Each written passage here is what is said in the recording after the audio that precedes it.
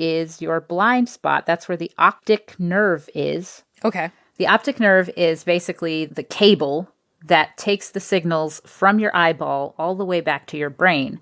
And the place where the optic nerve connects to your eyeball, that doesn't have any detector cells on it. Right. All you have is this optic nerve. And so that is your blind spot. That makes so much sense. And in your workshop, you help people find their own physical blind spot in their eyes.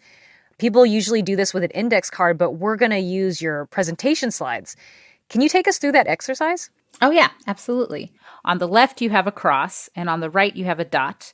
And so I want you to close your left eye, and with your right eye, look at the cross, and then move your face closer to and farther from your computer, and tell me what happens. Oh my God, it just disappears. What disappears? So I'm looking at the cross, and there's a dot a little to the right, and when I back up a little bit, all of a sudden it's gone, and then I keep on backing up, and it reappears. Yeah. In my peripheral vision. Yeah. So you might say, this is a white screen with black dots. So maybe it's just this black and white thing. And so here's another one, and it's a picture of a sunset. So there's a bright yellow sun on the right with some mountains in the foreground. And then you have a black cross. And so in this one, you want to close your right eye. And with your left eye, look at the black cross on the right.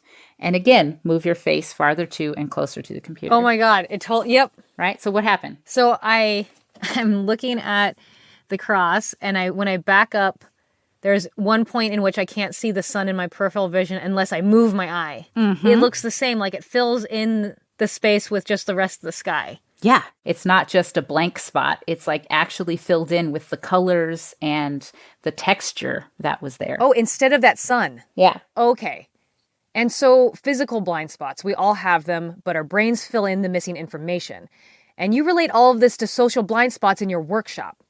Yeah, so I connect it to social blind spots in the sense that I think about how everyone who can see has a blind spot, but we kind of just live our everyday life not thinking about them. And I like to say that socially, we also have blind spots, right? There are always these things that we might think about other people or other things or situations, and our brain actually fills in the necessary information for us. Right. But our brain doesn't necessarily know the right information to fill. And it's very helpful when there are predators around, right? It helps us figure out what's around us and what our surroundings are so that we can make smart decisions and survive. But then there are cases where maybe if we are teachers and we're dealing